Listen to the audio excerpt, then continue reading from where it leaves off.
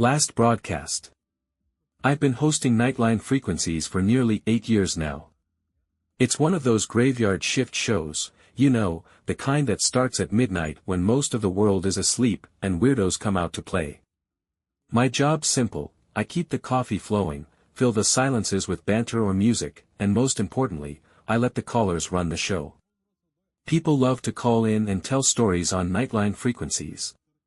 Urban legends, local hauntings, inexplicable noises, you name it. I've heard so many ghost stories over the years that I stopped keeping count, or caring, really. At some point, they all blur together into one never-ending monologue of bumps in the night and shadowy figures at the edge of a bed. Don't get me wrong, I love my job. But after a while, even the chills don't hit the same. Until last night. I still don't know what to make of it, what he said, or what came after. But something happened in the early hours of May 17th that made me question every single thing I've laughed off over the years. That's why I'm telling this story now. Maybe you'll believe me. Maybe you won't. But I need someone to hear it, to understand what's happening. It was just after 1 a.m. when the call came in.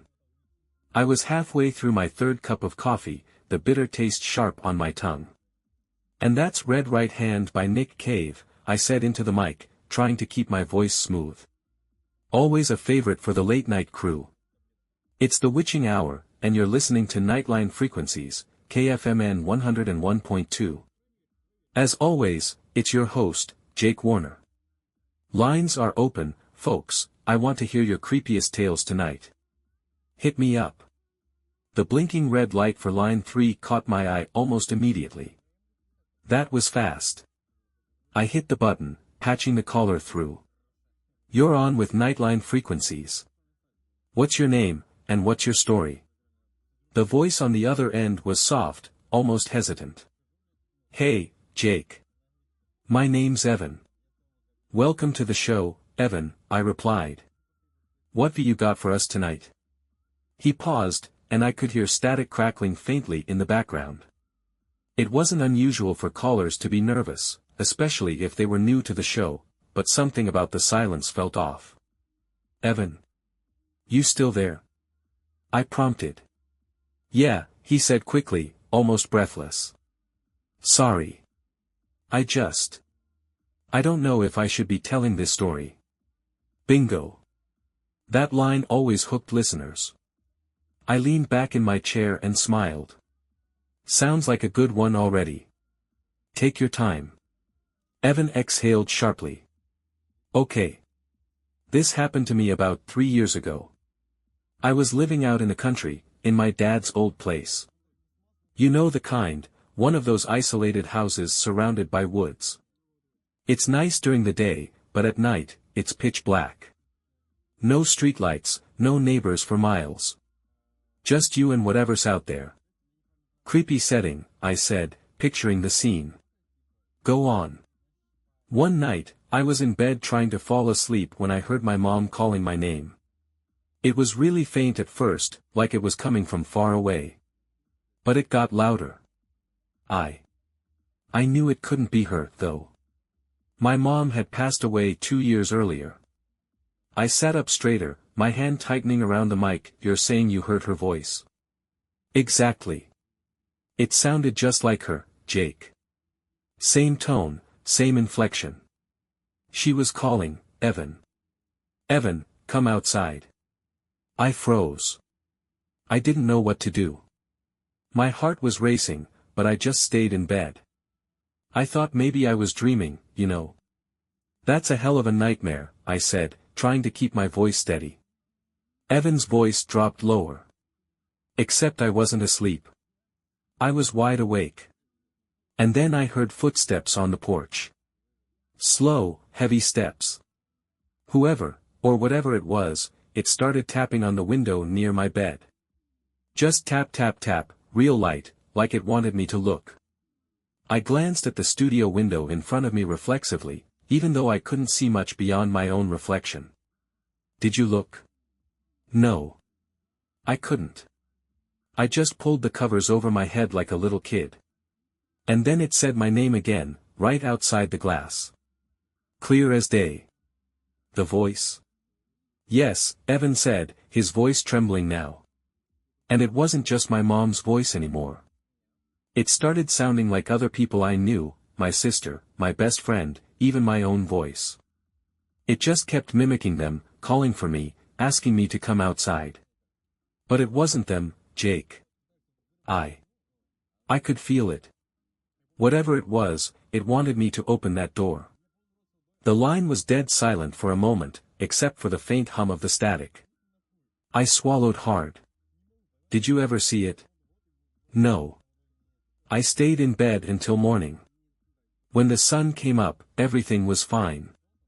I thought I'd imagined the whole thing until I saw footprints in the dirt outside my window. They were deep, not human. Too long, too narrow. And they led all the way back into the woods. Evan's voice cracked. Jake, whatever it was, it's still out there. And sometimes I hear it again. It knows my voice. It uses my voice. I shivered, feeling goosebumps creep up my arms. Evan, you said you live alone, right? Yeah, he whispered. And you've never actually seen this thing? No. But, he paused. Sometimes I feel like it's watching me. Like it's waiting for me to slip up. Before I could respond, the line crackled and went dead. Evan. I said, frowning. Evan, are you still there? Silence. I stared at the blinking call light, but it was already dark. He was gone. Well, I said slowly, trying to recover my composure, that was Evan with one of the creepiest stories I've heard in a while. What do you think, folks? Anyone else out there hear voices in the night? Or maybe you've met something that wasn't quite what it seemed. I started to reach for the next call, but then the phone rang again. The caller ID flashed for a brief second before my blood ran cold. It was my home number. I blinked. No one should be at my apartment, I live alone. My gut told me to let it go, but I couldn't stop my hand from moving. I picked up the line. Hello. I said cautiously. There was silence for a moment. Then I heard it. A voice that sounded exactly like mine. Jake, let me in. I slammed the phone down so hard the echo lingered in the studio. My heart was racing, every thud pounding in my ears like a war drum. I stared at the receiver as if it might move on its own, as if that voice could crawl out of it, slither into the room, and whisper in my ear. Jake, let me in. Nope. Not happening. Not tonight. Sorry about that, folks, I said into the mic, trying to keep my voice steady. My hand trembled as I gripped the desk. Looks like we're having some technical issues. Ghosts in the wires, huh? That's what I get for playing spooky songs at 1 a.m. I let out a forced chuckle, but no one was laughing. Not even me. The phone didn't ring again for a while, and that was fine by me. I busied myself with the usual filler, read out a couple of listeners' texts, played a few tracks. Anything to ignore the gnawing feeling in my gut. The voice, my voice. It sounded wrong, but I couldn't figure out how. It had been smooth, calm, almost inviting. But there was something else underneath. Something cold and empty, like wind whistling through hollow bones. By the time 2:30 rolled around, I'd almost convinced myself I'd imagined it. Sleep deprivation does weird things to your mind, especially when you've been living on caffeine and nicotine for years. Maybe someone was pulling a prank, some tech-savvy listener spoofing my number. It wasn't impossible. I was halfway through convincing myself when I heard the studio door creak open. At first, I thought it was Tom, the station manager, coming in early to hassle me about paperwork. But when I looked up, the hallway outside was dark. The door had opened a few inches, and the air felt colder. I squinted through the crack, expecting to see a shadow or maybe someone sneaking around for a laugh. But there was nothing. Just darkness. Tom. I called out, my voice sounding far more uncertain than I liked. No answer. A chill crawled down my spine. The hallway wasn't supposed to be that dark, the station's overhead lights always stayed on at night. I glanced at the little digital clock on my desk, 2:34 a.m. My hand hovered over the phone, half tempted to call Tom or even the cops, but I stopped myself. For what? To say the door creaked and I got spooked? I'd never live it down. Instead, I stood up, crossed the room, and pushed the door shut with more force than necessary. The heavy click of the latch was oddly comforting. I turned back toward my chair, my heart starting to settle. And then I heard footsteps. Soft. Slow. Coming from the hallway. I froze, my pulse spiking again. It wasn't just the sound of someone walking, it was the way the footsteps dragged, like whoever it was didn't have the strength to lift their feet completely. Step, scrape. Step, scrape. I swallowed hard and turned back to the door. Who's there? I called, louder this time. Tom, if this is you, I swear to God. The footsteps stopped. My breathing was too loud in the silence that followed. For a second, I thought I'd scared them off. Maybe it really was someone screwing with me, a listener, or a bored intern trying to get a rise out of me. But then something knocked on the door. 3 times. Tap, tap, tap. I backed away instinctively, bumping into the edge of the desk. The knocking wasn't hard, not like you'd expect if someone was angry. It was slow and deliberate, just like the footsteps. I watched the door handle, waiting for it to turn, for something, anything, to give me an answer. Instead, I heard a voice. Jake. It was my voice again, soft and muffled through the door. Jake, let me in. I just want to talk. My throat went dry. I wanted to shout who are you, but I couldn't find my voice. It wasn't just that it sounded like me, it was me. The same tone, the same pitch.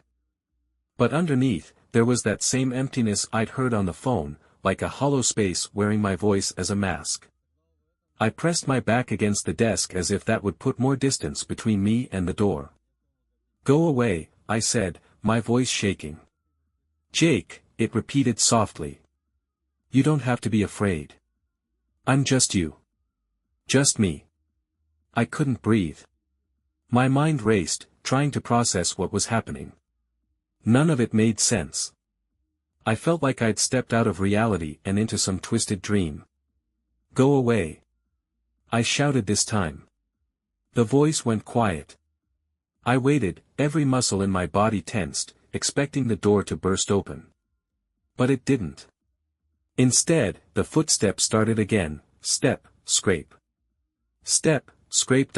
Moving away this time, back into the darkness of the hallway. I didn't move for what felt like hours, though it couldn't have been more than a few minutes. I just stood there, staring at the door, waiting for something else to happen. Finally, I crept forward, my hand shaking as I reached for the handle. I opened the door just a crack and peered into the hallway. It was empty. The overhead lights were still off, leaving nothing but shadows stretching down to the far end of the hall. I listened, but the footsteps were gone. The air was cold and still. I closed the door and locked it, then sank into my chair, running my hands through my hair. I wanted to call Tom, but what was I going to say? That something sounded like me? That I'd heard footsteps? He'd probably tell me to lay off the coffee. I glanced at the phone. The line was still silent. No more calls. Maybe I was losing it. Maybe it was sleep deprivation or stress. I couldn't shake the feeling that something was watching me though, that whatever it was hadn't really left. The last hour of the show was a blur. I didn't take any more calls. I just played music, one track after another, filling the empty time with noise. Every time a song ended, I flinched, expecting to hear my voice coming from the hall again. But nothing happened. At 4 a.m., the show finally ended. I switched off the mic and slumped back in my chair. My body felt like it weighed 1,000 pounds. I wanted to get out of there, but the idea of going home made my stomach turn. What if I got there and found something waiting for me? My phone buzzed, jolting me out of my thoughts. It was a text, from Tom. "Hey, station lights are out. You touched the fuse box." I stared at the message for a long moment, rereading it like it might change. The lights. I hadn't imagined it. I typed back quickly. "No. Lights were off when I got here. Thought it was weird too." A few seconds later, he replied. "Weird. I'll check it when I get in. Lock up and go home, man. You're probably just fried. Get some rest." Just fried. That's what I kept telling myself too, but it didn't explain the voice. It didn't explain the phone call from my number. I grabbed my jacket and slung it over my shoulder, trying not to think too much as I stepped out of the studio. The hallway was still dark, and I forced myself to walk through it without looking over my shoulder. The ride home was uneventful. By the time I reached my apartment building, the first hints of dawn were stretching across the sky, a pale gray light that made the world feel almost normal again. I climbed the stairs to my floor, my keys jangling in my shaking hand. As I reached my door, I froze. The door was unlocked. I always locked it before leaving. I knew I had. I pushed the door open slowly, the hinges creaking. My apartment was dark, but I could see just enough in the early morning light to tell that everything was exactly where I'd left it. The couch, the coffee table, the half-empty mug I hadn't bothered cleaning up. Except for one thing. The phone on the kitchen counter. It was off the hook, the receiver lying on the counter as if someone had picked it up and set it back down again. I took a step inside, my mouth dry. "Hello." My voice echoed through the empty apartment. No answer. The quiet was heavy, thick, like the air was waiting for something. And then I heard it. The sound of someone breathing. I froze. It wasn't coming from inside the apartment. It was coming from the phone. The receiver. A slow, deliberate breath, in and out. I walked toward it, my heart pounding in my chest. I reached out with a shaking hand and picked up the receiver, pressing it to my ear. The breathing stopped. And then my voice whispered, "Jake, let me in. Here's the next chilling continuation of your story." I didn't move. I couldn't. The open door stared back at me like a yawning mouth, dark, silent, and waiting. My breath hitched, and the low hum of the studio equipment seemed unnaturally loud against the void of the hallway. "Tom." I called out, my voice trembling despite me trying to sound calm. "If this is a joke, man, I'm not laughing. Nothing." I waited, my eyes locked on that thin sliver of darkness, half expecting to see someone, or something, lean into view. I could already picture it, a shadowy face, a glimpse of eyes that weren't quite right, or worse, a mouth that moved just like mine. But there was nothing. I swallowed hard, every instinct screaming at me to shut the door and lock it. Instead, I grabbed the heavy flashlight we kept under the console for emergencies. My hand shook as I clicked it on, the beam cutting through the darkness. Step, scrape. The sound froze me mid-move. It wasn't loud, but I heard it, soft footsteps, the unmistakable drag of something across the linoleum. It was coming from the hallway. From deeper inside the station. I turned back to the open door. "Who's there?" Silence. My heart hammered against my ribs as I crept toward the door, flashlight in one hand, the other balled into a useless fist. The closer I got, the colder the air seemed to grow, and I could feel sweat trailing down my neck despite the chill. I peered into the hallway, and for a split second, I thought I saw movement at the far end. Just a flicker, something slipping around the corner. My throat tightened. Not human. Too long, too narrow. Evan's words rang in my head, uninvited. "Hello." I whispered, not sure if I wanted an answer. The station felt wrong, dead and hollow, as though the walls themselves were holding their breath. The overhead lights, which should have been on, were still dark. Just like earlier. I shined the flashlight around, but the beam didn't do much to make me feel better. Suddenly, a soft voice floated from behind me. "Jake, let me in." I spun around so fast I nearly dropped the flashlight, its beam sweeping wildly across the studio door. My blood turned to ice. The voice hadn't come from the hallway. It had come from inside the studio. My studio. I backed up, my heart pounding against my ribs. The door I had left ajar was now fully closed. My mind was racing. Had someone slipped in? Had the door locked itself? But none of it added up. I turned the handle and pushed the door open slowly. Empty. The mic was still live, and the phone lines were blinking with calls, probably listeners wondering what the hell was going on. I stepped inside, locking the door behind me with shaking hands. The flashlight flickered as I set it on the console and dropped into my chair, breathing hard. I needed to get my head straight. To stay calm. I hit the mic button, trying to sound as normal as possible. "Sorry for the dead air, folks. Looks like I've got some station gremlins playing tricks tonight. But let's get back to what we're all here for, stories." I paused, rubbing a hand over my face. "Who's up next?" I punched line 2, the blinking light nearest to me. "You're on Nightline Frequencies.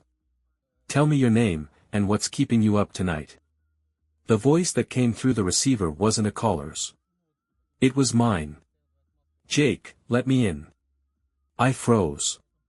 The voice on the other end was identical to mine, down to the slight rasp I get when I'm tired. It spoke slowly, like it was savoring each word. "Jake, you don't have to be afraid anymore," the voice whispered. "It's me. I'm just outside." I slammed my finger on the disconnect button, cutting off the line. I didn't breathe. I didn't blink. I just sat there, staring at the empty phone console, my ears ringing in the silence. This isn't real. That's what I told myself. It couldn't be. Maybe someone was messing with the lines, hacking into the system to screw with me. But that didn't explain the footsteps. The hallway. The door. And the voice. The phone rang again. The caller ID flashed. My home number. "Nope," I muttered, shoving away from the console. I wasn't answering that again. I grabbed my coat and flashlight, making for the studio door. I didn't care about the show. I didn't care about the listeners. I needed to get out of there, go somewhere with people, with light, with noise. I unlocked the studio door and pulled it open. The hallway was no longer empty. A figure stood at the far end. The beam of my flashlight landed on it, and for a split second, I thought it was a person. It was tall, too tall, and draped in something dark and tattered. Its head was tilted at an unnatural angle, like it was trying to listen for something. And then it moved. It stepped forward, one long leg stretching out, its foot hitting the ground with that same scrape. The light caught its face, and I felt the blood drain from mine. It didn't have one. Not a real one, anyway. Its face was smooth, like clay that had been smeared and wiped clean. But as I watched, something shifted beneath the skin, small movements, like hands pressing from underneath. And then it opened its mouth. "Jake." My voice came out of it. Clear. Perfect. I didn't wait to see what else it would do. I slammed the studio door shut and locked it again, bracing myself against it as if that would keep it out. The voice came from the other side of the door, muffled but still mine. "Jake, open up. You know me. Let me in." I clamped my hands over my ears, squeezing my eyes shut, but I couldn't block it out. It was everywhere, surrounding me, filling the room, echoing inside my own skull. "Jake, let me in." The phone rang again. I didn't want to look, but I couldn't help it. Caller ID, home. The voice outside the door grew louder, more insistent, until it was screaming. "Let me in, Jake." The phone rang. The door rattled. And somewhere, deep inside me, a small voice whispered, "What if it's already inside?" The air in the studio was ice cold, though I didn't remember the AC being on. The creak of the door still echoed in my ears as I stared at that thin, open gap leading into the pitch-black hallway. It felt like the station had swallowed me whole, like I wasn't supposed to be here. I waited for something to move, to step into view, but the door didn't budge. It just hung there, open like a gaping wound. "Hello?" My voice cracked, shaky despite my best efforts. The silence that answered me was suffocating, thick like water pressing against my lungs. I couldn't tear my eyes from that doorway. And then the phone rang. I nearly jumped out of my skin, my head snapping toward the flashing line 1. I hesitated, my finger hovering over the button. I didn't want to answer. I knew what I'd hear. But I couldn't ignore it. With trembling fingers, I patched it through. "You're on Nightline frequencies." Silence. For a heartbeat, I thought maybe it was just dead air, some glitch in the system. But then a voice whispered softly, so softly I almost didn't hear it. "Jake, open the door." It was me. That voice, my voice, came through the receiver like a slithering fog, filling every corner of the studio. It sounded so calm, so normal, but that only made it worse. "Who are you?"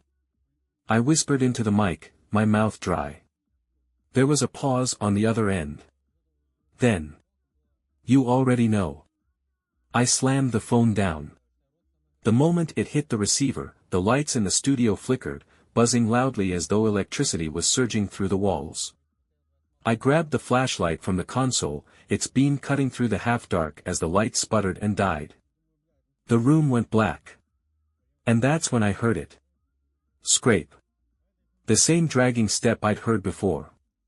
It was faint at first, like it was coming from deep in the hallway. But it grew louder, closer. I couldn't see anything through the window, only darkness, but I knew something was moving out there. Scrape. "Jake." The voice came from the hallway now, muffled but unmistakably mine. It dragged the word out slowly, like a chant. "Jake, let me in." I stumbled backward, my flashlight beam bouncing wildly off the walls. The voice sounded wrong this time, distorted, like a broken radio. Scrape. Closer. I turned toward the phone console, half expecting to see the line ringing again. It wasn't. But something else caught my eye. The window. The glass reflected the dark studio back at me, but in the center of the reflection, I saw myself. Or something that looked like me. It was standing just behind me, its face twisted into a jagged smile that didn't belong to me at all. "Jake." I spun around, but the room was empty. The figure was gone. I heard a deep thud outside the studio door. My pulse spiked as I locked my eyes on the handle. It rattled violently, as though someone, or something, was trying to get in. "Jake." The voice was no longer whispering. It was shrieking, enraged, and deafeningly loud. The door shook on its hinges, each hit sending tremors through the floor. I backed away until my legs hit the console. "Go away." I shouted, though my voice cracked like a child's. The door stopped shaking. Silence. For a moment, all I could hear was my own ragged breathing and the hum of dead equipment. I didn't move. My muscles were locked, my mind racing. And then. Click. My flashlight went out. I smacked it, shaking it, but the light was gone. The room was pitch black. I heard breathing behind me. Slow, steady, and impossibly close. "Jake." This time, the voice wasn't mine. It was layered, like 1,000 different people whispering my name at once. I turned to run, but the thing grabbed me. Its fingers were ice cold, digging into my shoulder like iron. I screamed, struggling to break free, but its grip was unrelenting. The voice echoed in my ears, my voice, my mother's, my father's, voices I didn't recognize, all hissing, pleading, commanding. "Let me in, Jake." I fell. I don't remember how, but I hit the ground hard, the side of my head slamming into the console. Stars exploded in my vision, and everything tilted sideways. The voices swelled around me, overlapping and drowning out my own thoughts. Let me in. Let me in. Let me in. And then. Silence. When I came to, the lights were on. The studio was empty, the equipment humming quietly. My head ached, and when I reached up, I felt blood crusted on my temple. I sat up slowly, my body stiff and shaking. The phone rang. I turned my head toward the console.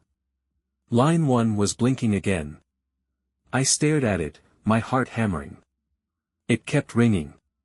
With trembling fingers, I reached out and picked up the receiver. "Hello?"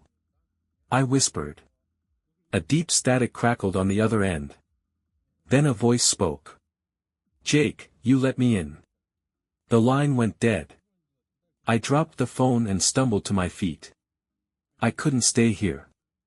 I grabbed my keys and bolted from the studio, not bothering to lock the door behind me. I sprinted down the hallway, out of the station, and into the night. The cold air hit me like a wave, but it didn't matter. I jumped into my car, turned the ignition, and peeled out of the lot without looking back. I didn't stop driving until the sun was high in the sky, burning away the lingering shadows. That was the last show I ever hosted. I quit my job, left town, and haven't spoken about that night until now. But here's the thing. Sometimes, when I'm home alone at night, I hear the phone ring. And when I pick it up, there's no one there. Only silence. And then. A voice. My voice. "Jake, let me in." The end.